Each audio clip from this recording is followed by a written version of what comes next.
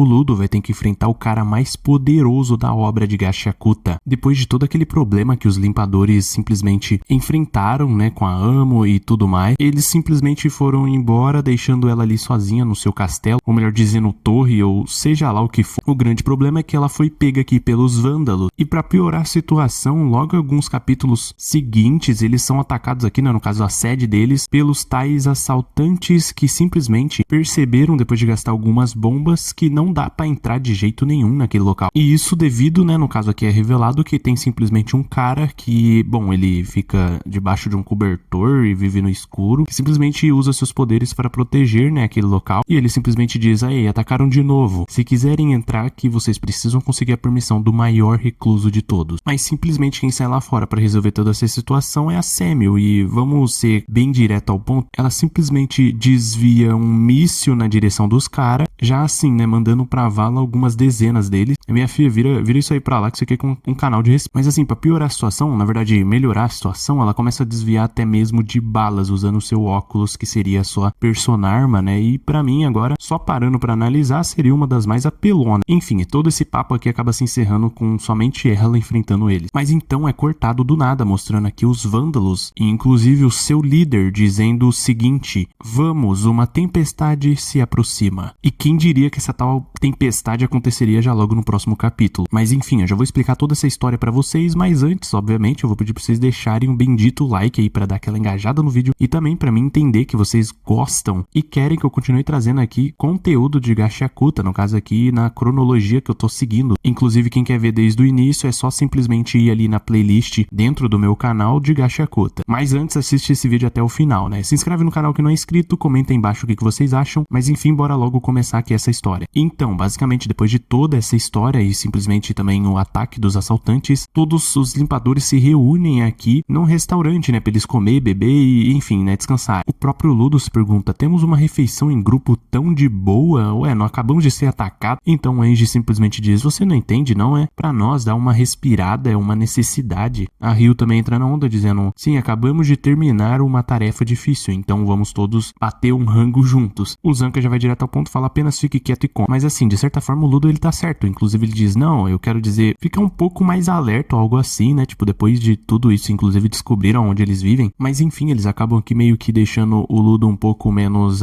arisco com tudo isso. Inclusive eles dizem: além disso, este não é o primeiro ataque a acontecer, existem inúmeras pessoas que querem bater naquele que tem algo, eles são repugnantes, estariam melhores mortos. O Ludo fica um pouco apreensivo, dizendo: não pode ser que isso sempre aconteça, né, a Samuel quem bota eles pra fora. Então o Angie vai direto ao ponto, dizendo: sim, é ela mesma. Sem um método ou habilidade bizarra, seria difícil passar pela Samuel. Se ela é tão forte, por que ela é apenas a recepcionista do lugar? Então ele explica: os óculos de Samuel, os tais olhos, têm uma habilidade de visão, não pode matar criatura. Quer dizer, aquilo ali aumenta pra caramba as habilidades físicas dela, inclusive de visão, para com que ela possa lutar e vencer os seus adversários. Mas isso não é o suficiente para enfrentar as criaturas, teria que ter um dano aí bem maior do que isso. Quer dizer, ela não é uma arma aqui, não, uma personarma completamente poderosa no questão destrutivo, apenas aumenta as habilidades dela. Fora isso, ela parecia admirar as senhoritas que trabalham em escritórios. Esse é provavelmente o principal motivo. Inclusive, resumindo, basicamente esse é um dos motivos dela não tá ali, né, tendo uma boa refeição. Ela tá simplesmente lá